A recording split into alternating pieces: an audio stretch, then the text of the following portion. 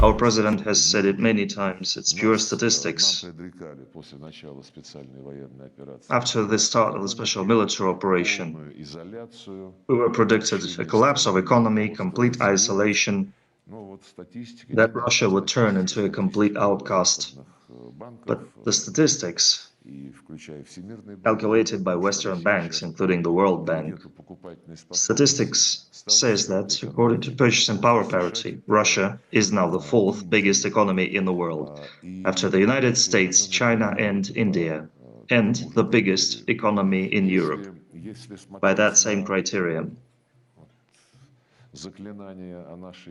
If we look at mantras about Russia's isolation, the events in Shanghai and the last year's BRICS summit in Kazan show that this is utter nonsense, made up exclusively for some Western countries to be able to wave their banners in public, claiming that they're still the leaders in the world, making everybody else live by their rules. And nobody has seen those rules. Obviously, they are about what benefits the West right now in this situation. And if it does, then everybody has to put up with this. No way, it doesn't work like that. We have no desire to take revenge against anyone or to try to punish anyone. We believe anger is a bad reason to do something. When our president spoke at the Eastern Economic Forum after his visit to China, he made it very clear that we never broke off relations with anyone, and we're not going to ignore anyone.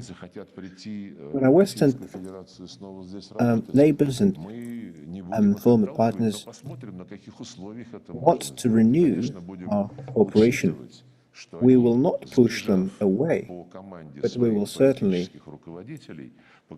remember that they showed their unreliability when they left at the behest of their leaders, and we will certainly have to determine which conditions we must establish for their return to our economy so that it does not create any threats to Russia's security, economic and social well-being,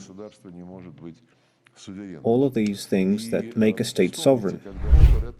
So the dollar, they said, is not America's property. It is a global commons. It's something that they're providing for the international system to work smoothly and so that it would bring benefit to every country.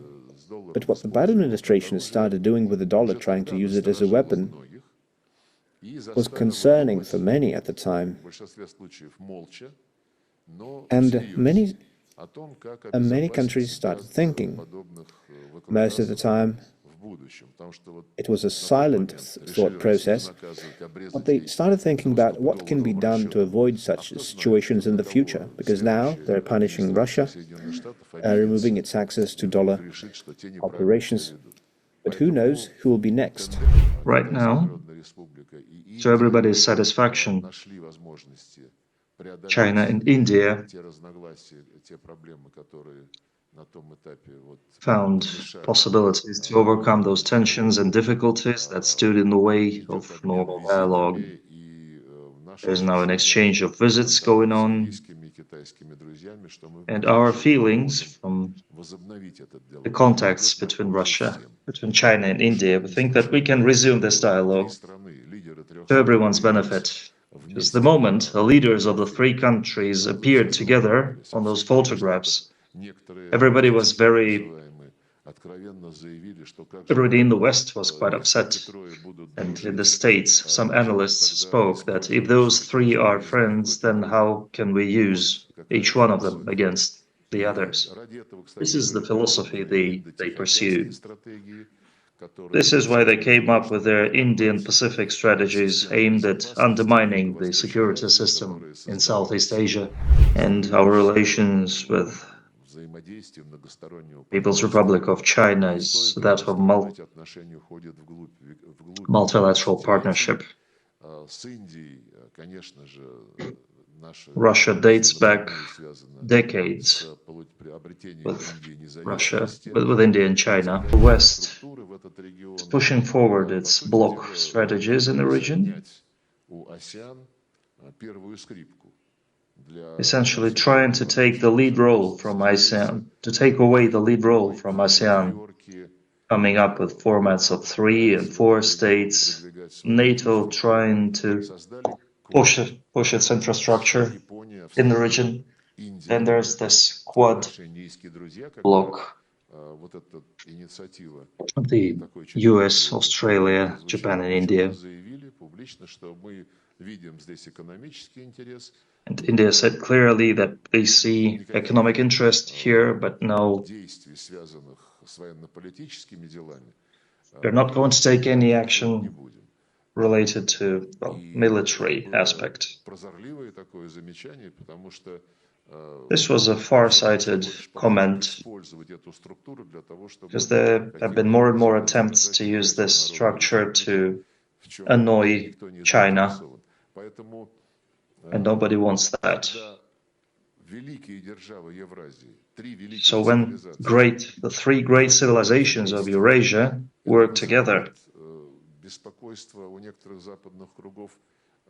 of course it worries certain Western circles, just because they don't want to miss an opportunity to play each of those countries independently against others. This is wrong. This is not what we do. These are the methods of the outgoing time of colonialism. And the West has been trying to bring back the neo-colonial methods, living at the expense of others, while we, Russia, China and India, want to live by our talent, by uniting this talent for the well-being of our country.